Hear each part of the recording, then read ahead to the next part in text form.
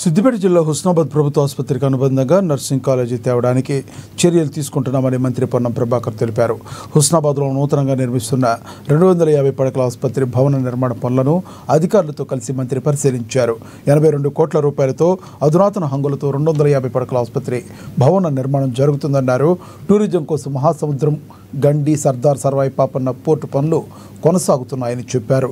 ఆరోగ్యం, వైద్యం, వ్యవసాయం ప్రాజెక్టులు అన్ని రంగాల్లో హుస్నాబాద్ అభివృద్ధికి కృషి చేస్తున్నామని పేర్కొన్నారు.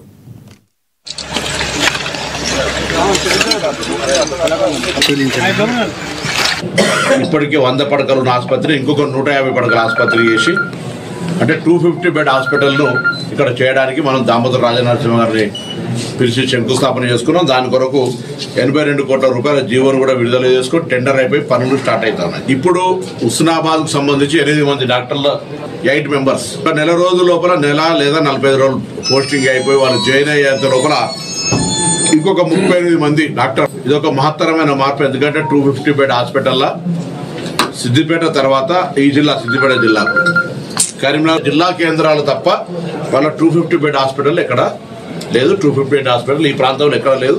ఇది 250 బెడ్ హాస్పిటల్గా సివిల్ సర్జన్స్ స్పెషలిస్ట్ 13 మంది కొత్తగా మనకు శాంక్షన్ అయినరు. అంటే అన్ని రకాల super speciality civil assistant surgeon specialist 21 మంది మొత్తం 38 మందితోటి ఇదంతా కూడా పేషెంట్లు ఎక్కడ కూడా అధైర్యపడకుండా వచ్చి మంచి హైదరాబాద్ లాగా వేరే జిల్లా కేంద్రాల్లాగా ఉండే విధంగా చికిత్స చేసుకుంటాం. నేను ఇంతకుముందు చెప్పినట్టు అన్ని గ్రోత్ అయ్యి ఎడ్యుకేషన్, దాని తర్వాత ఇన్ఫ్రాస్ట్రక్చరు, టూరిజము, ఇండస్ట్రీ, ఇరిగేషన్ అయినప్పుడు మెడికల్ కూడా అదొక పార్ట్ కాబట్టి దానిలో భాగంగా ఇది జరుగుతోంది.